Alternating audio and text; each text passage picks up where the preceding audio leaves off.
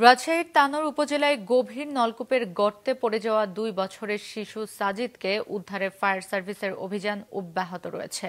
গর্তের গভীরতা 150 থেকে 200 ফুট বলে জানা গেছে। এখনো পর্যন্ত 300 ফুট পর্যন্ত খনন করা সম্ভব হয়েছে। রাজশাহী থেকে স্টাফ রিপোর্টার গোলাম রাব্বানীর পাঠানো তথ্য ছবিতে ডেস্ক রিপোর্ট। রাজশাহীর তানোরে 2 বছরের শিশু সাজিদকে উদ্ধারে চলছে টানা শ্বাসরুদ্ধকর অভিযান। ফায়ার সার্ভিসের 3টি ইউনিট চেষ্টা চালিয়েও এখনো পৌঁছাতে পারেনি শিশুটির কাছে। গতকাল দুপুর 1:15টার দিকে কোয়েলহাট পূর্বপাড়া গ্রামে একটি পরিত্যক্ত বোরিংয়ের সরু গর্ত দিয়ে প্রায় 35 ফুট নিচে পড়ে যায় শিশু সাজিদ। ভুলকি মেরে বাচ্চা দেখতে পাওয়া যাচ্ছে না, কিন্তু কান্না শুনতে পাওয়া যাচ্ছে। আমরা গ্রামের মানুষ তো আগে বুঝতে পারিনি যে এরকম দুর্ঘটনা ঘটতে পারে।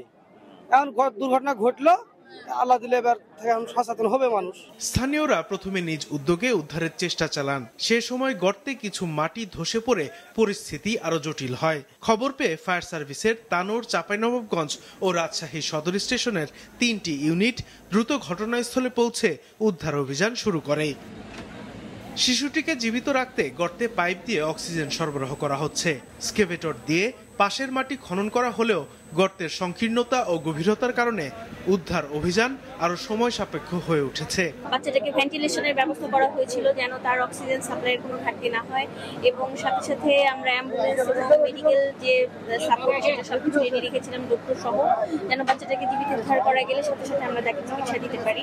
ফায়ার সার্ভিসের রাজশাহী স্টেশনের সহকারী পরিচালক জানিয়েছেন, শিশুটিকে জীবিত উদ্ধার করতে তাদের সর্বোচ্চ প্রচেষ্টা অব্যাহত রয়েছে। 3টি ভেকু দিয়ে আমরা সেই পাইপটার ওই 12 ইঞ্চি যে ডায়া বিশিষ্ট যে গর্তটা ছিল সেই গর্তের ভিতরে আমরা একটা পাইপ, আনুমানিক 30-35 ফিট একটা পাইপ আমরা সেখানে দিয়েছি।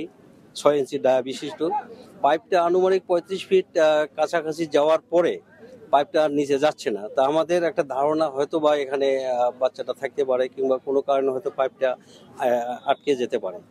এই কারণে আমরা ভেকুর সাহায্য নিয়ে, আপনাদের সকলের সার্বিক সহযোগিতা নিয়ে আমরা ওই 35 ফিট পর্যন্ত খনন কাজ প্রায় শেষের দিকে এসে গেছে। আমরা ওই পর্যন্ত গেলে আমরা বুঝতে পারবো যে কেন 6 ইঞ্চি ডায়া বিশিষ্ট পাইপটা আর নিচে নামতেছে না। এটা যদি আমরা খুঁজে পাই, আলহামদুলিল্লাহ আমরা রেস্কিউ করে নিয়ে আসতে পারবো। আর না হলে আমরা সার্ভিশন ক্যামেরা দিয়ে তার অবস্থান কোথায় আমরা এটা নিশ্চিত করব। স্থানীয়দের দাবি, 1 বছর আগে মাঠে সেচের জন্য গর্ত করা হলেও পানি না পাওয়ায় কাজটি বন্ধ ছিল। পরিত্যক্ত ওই গর্তটি পরে বন্ধ করা হয়নি। মাছরাঙা নিউজ ডেস্ক।